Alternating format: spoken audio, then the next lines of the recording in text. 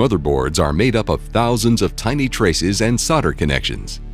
Attached to these connections are many high-density electronic components packaged in ball grid array, or BGA format. These components include the chipset devices and LGA processor sockets. If any of the hundreds, even thousands of the solder joints between the motherboard and component are defective or the component is defective, it will need to be removed and replaced with a new one. Intel has developed the processes to remove and replace these components with a high success rate. These guidelines include developing the proper thermal profile for automated removal and installation of BGA components, the correct board cleaning, and new component preparation methods. Differing from board assembly, board rework typically uses a hot air rework station. Guided by a thermal profile, the rework station is able to provide localized heat to the target component. The thermal profile specifies the relationship of temperature over time produced by the rework machine. A proper thermal profile will include 4 steps. The first step is preheating the board. The goal is to bring up the ambient temperature of the board and get the joints in the 125 to 150 degrees Celsius range. Step 2 is the soak stage. With the nozzle down, the temperature at the BGA joint should be increased to the 200 to 220 degrees Celsius range and the socket joints to the 190 to 215 degrees Celsius range.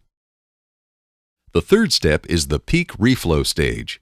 With the nozzle down, this will hold the temperature in the peak reflow range above 217 degrees Celsius for the time specified.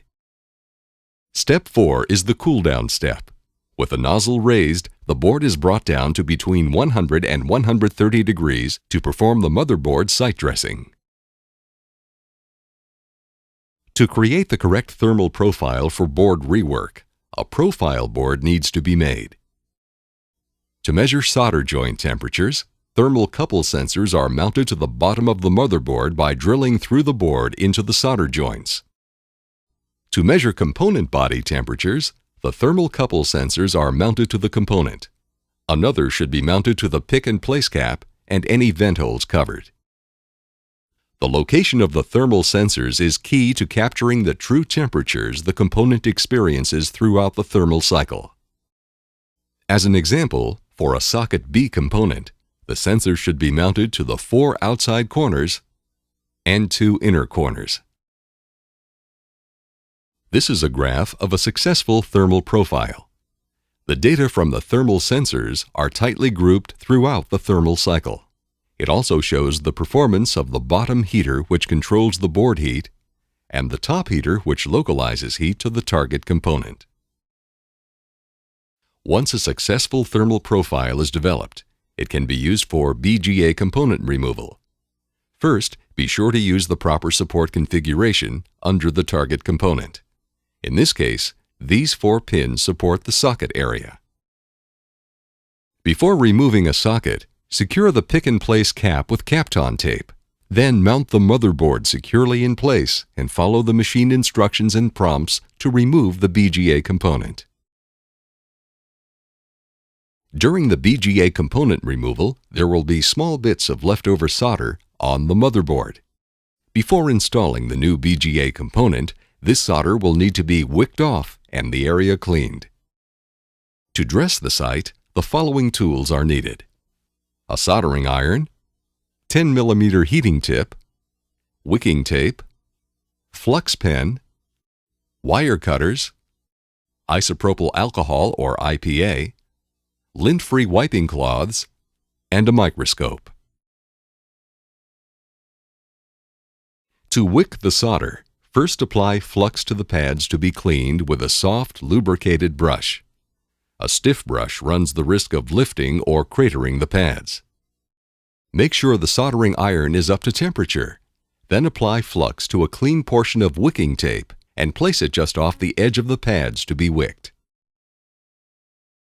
Place the solder tip on the wicking tape. Hold it in place for 2 to 3 seconds to bring the tape up to temperature. Then use the iron to draw the wicking tape across the pads. Only go in one direction, and after each pass, trim the used wicking tape and apply more flux to the new tape section for each consecutive pass. It's heat that wicks the solder, not pressure, so only a light touch is needed.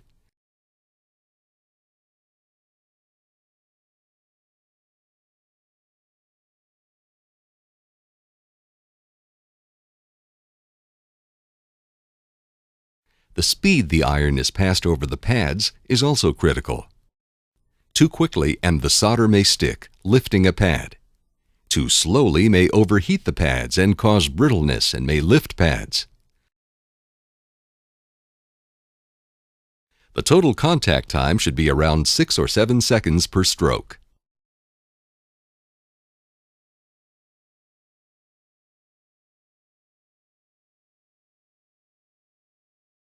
Once the entire area has been wicked, thoroughly wipe and clean it with IPA and clean wipes.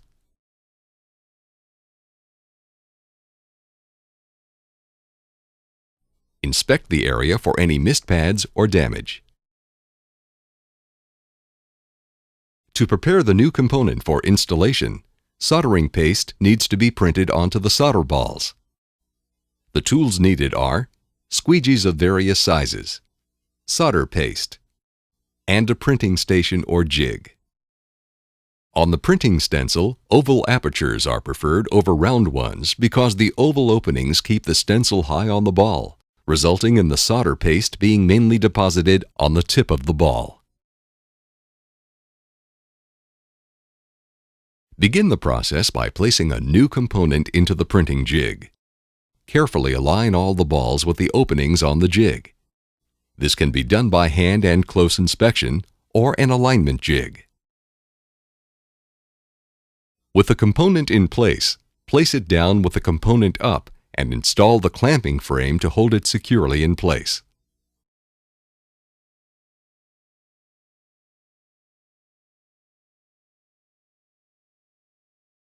Once the component is secured, flip it over to check the alignment and expose the printing stencil. With the solder paste in a small container, use a small squeegee to stir the paste until it's smooth and workable. Gloves are recommended when working with solder paste. Once the solder paste is a good consistency, spread a line of paste along one edge of the stencil openings. With the larger squeegee, spread the paste to cover the entire stencil surface. With all the apertures covered with paste, pull the squeegee over the surface, pressing down the blade at a 45-degree angle, forcing the paste into the openings and onto the balls.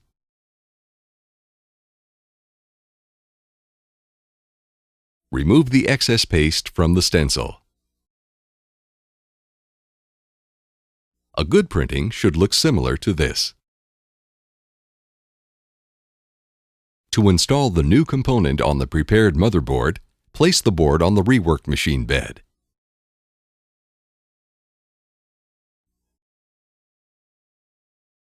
Firmly clamp it down and apply flux to the area.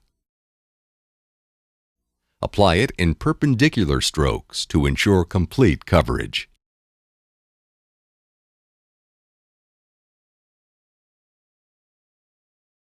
Place the new component on the installation table.